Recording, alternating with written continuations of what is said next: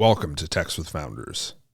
This is a podcast and newsletter highlighting conversations I have over text message with other founders where we work through challenges that they encounter.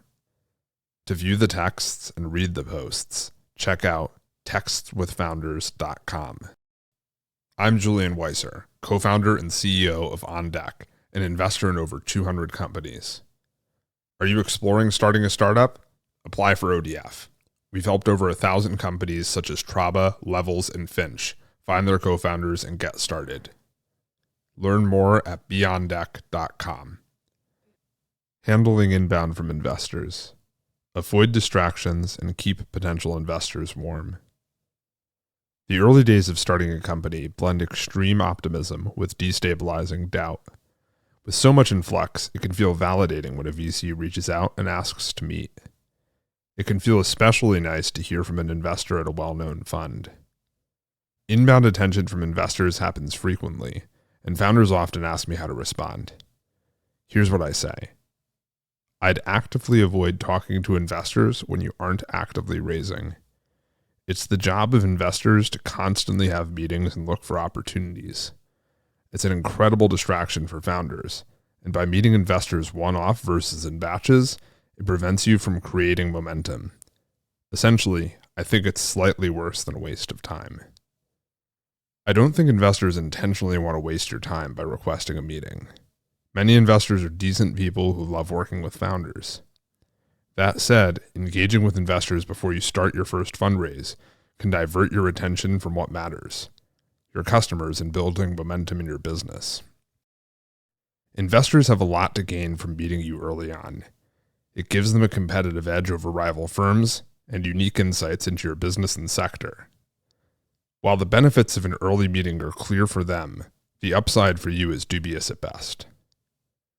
First impressions matter. Though many investors say they want to meet founders as early as possible, first impressions matter.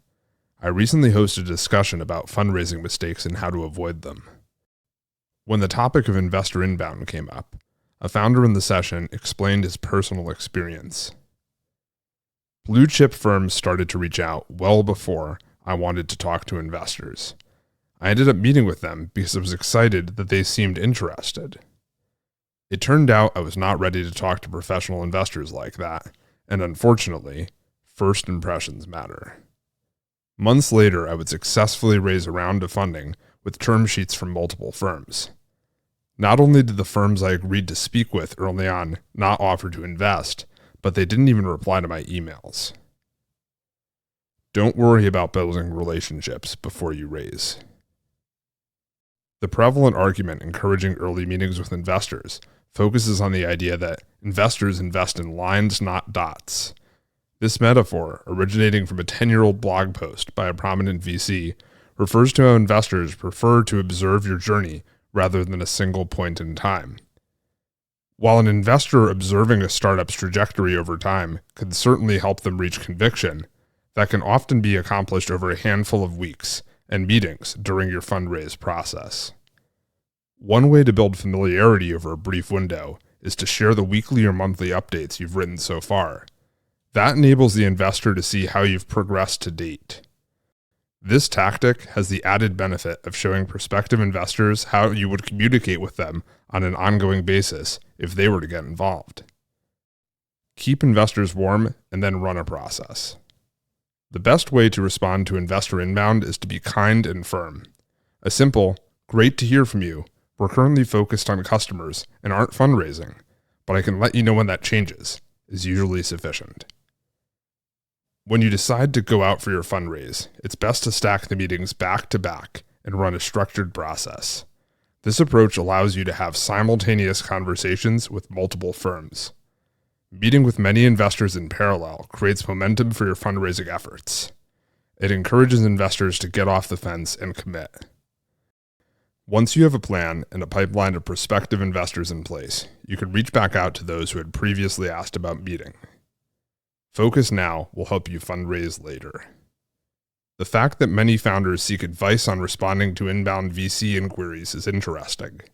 It's clear that most founders realize that engaging with investors too early may not be ideal, but they seek validation for their hesitation. A founder friend recently messaged me about this topic. Going from 0 to 1 is ambiguous, and having a name brand investor reach out makes you feel validated. Hard to say no in that circumstance, but I know the game enough that I'm wary. That's understandable. Early days at a startup require an incredible degree of focus, and it's easy to get distracted when investors reach out. Stay the course, and you will be in a much better position to fundraise in the future. If you enjoyed this episode, please like, subscribe, and share with friends. And read more at textswithfounders.com. Thanks for listening.